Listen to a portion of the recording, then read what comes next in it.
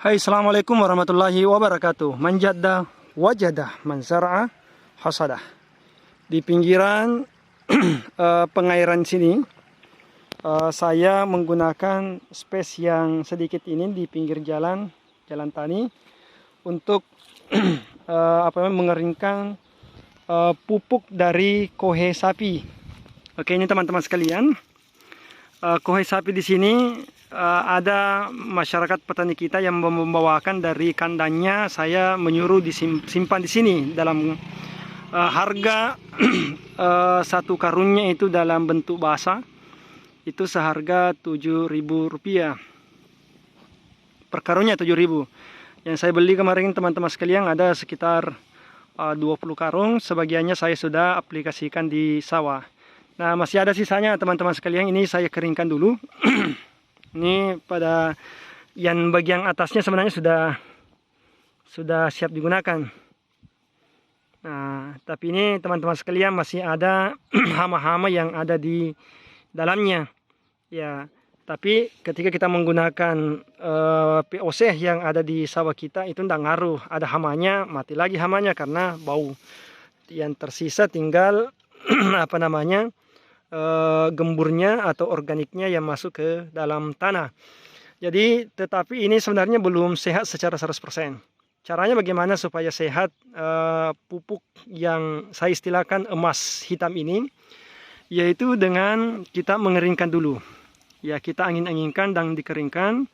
Setelah kering kemudian kita kita semprotkan pupuk organik cair atau POC. Dalam hal ini dia berfungsi sebagai mikroba yang akan menghilangkan unsur-unsur gas yang ada di dalam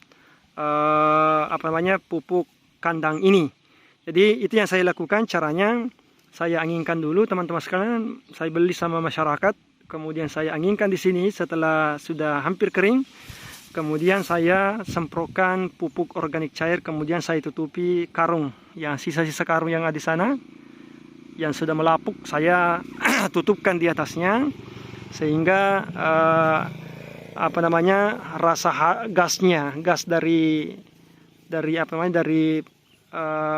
kotoran ternak ini bisa hilang. Kemudian setelah gasnya sudah hilang, maka kita aplikasikan di sawah kita. Itu luar biasa teman-teman sekalian. Cara aplikasi yang saya gunakan, biasa masyarakat ada yang menggunakan dengan pupuk dasar. Tapi yang saya gunakan bukan pupuk dasar teman-teman sekalian. Karena di sini adalah tak ada hujan, terkadang kita memberikan pupuk dasar, banjir, kemudian pupuk kita beli. Kasih yang kita sudah beli, kemudian sudah capek-capek mengeringkan dan fermentasi. Tetapi pergi begitu saja karena banjir. Nah, ada sebagian tinggal. Namun yang saya gunakan yaitu saya gunakan seperti halnya pupuk kimia. Jadi saya taburkan di batang-batangnya ketika 2 kali ketika usia padi 15 hari atau 2 minggu setelah tanam, dan yang kedua sebelum masa ketika malai sudah mulai keluar, itu saya aplikasikan lagi. Karena kandungan yang di dalam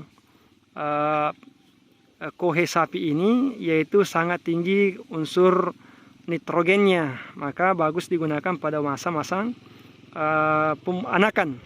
Yang kedua, di dalam pupuk kandang ini itu mengandung unsur magnesium, ya, unsur-unsur yang terkandung di rumput ini. Karena rata-rata masyarakat sini mengambil rumputan di pinggir sawah. Ya, dia tidak menanam rumput, tapi dia ambil rumput liar yang ada di pematang sawah, kemudian dikonsumsi oleh ternaknya, maka mengandung unsur ini, nitrogen. Kemudian terus kenapa dipakai dalam masa pembuahan? Masa pembuahan ada sebagian masyarakat kita juga menggunakan pakannya itu ketika musim sawah seperti begini. Ya, sangat sulit untuk mengambil rumput, dan biasanya rumput sulit, maka dia mengambil sisa jerami yang difermentasi dari panen sebelumnya. Nah, jerami itu kan dia mengandung unsur-unsur kalium. Nah, sedangkan unsur kalium itu sangat digunakan atau sangat berfungsi untuk masa-masa pembuahan. Jadi begitu teman-teman sekalian. Ini bisa digunakan pada masa anakan atau 1 minggu sampai 60 hari setelah tanam padi kita. Yang kedua, sangat berfungsi juga untuk pembuahan, karena pembuahan mengandung juga unsur kalium yang ada di kotoran ternak ini. Nah, sisi bagus dari kotoran ternak ini yang sudah kering. Sisi bagus dari kotoran ternak teman-teman sekalian, kimia ketika diaplikasikan di sawah, memang yang keluar bulir-bulirnya itu memberikan dampak terhadap padi. Itu 2 hari sudah kelihatan. Tapi ini tidak. Padi kita tetap menghijau yang seperti ini. Ya, menghijau normal, sedikit ada kekuning-kuningan, tidak menghitam. Kemudian unsur baiknya teman-teman sekalian, ini sustainability-nya bagus atau kontinuitasnya bagus, keberlangsungannya bagus. Kenapa keberlangsungannya bagus para sahabat tani? Karena ini akan menjadi tanah bercampur dengan tanah, semakin lama semakin gembur. Maka tanah kita semakin lama semakin gembur, apa saja kita tanam pasti akan baik. Nah, yang menjadi problem di masyarakat kita, dia tidak mau memberikan kotoran ternak karena katanya setelah diberikan kotoran ternak banyak sekali rumput-rumput yang tumbuh. Nah, disitulah kesalahannya, karena dia menganggap rumput itu adalah hama, padahal rumput itu adalah justru pupuk kembali. Caranya bagaimana? Ketika muncul rumput jangan diracun, tapi dicabut atau disiangi, sehingga rumput itu tenggelam kembali ke tanah, bercampur lagi dengan ini, tambah bagus lagi. Karena kompos campur dengan pupuk kandang itu jauh lebih bagus teman-teman sekalian. Jadi begitulah konsep bertani. Konsep bertani untuk memperbaiki tanah kembali kepada pertanian organik, kembali kepada pertanian yang alam. Itulah yang akan memperbaiki sisi-sisi baik daripada kehidupan kita mendatang. Kasihan anak kita warisi dengan tanah-tanah yang kurus.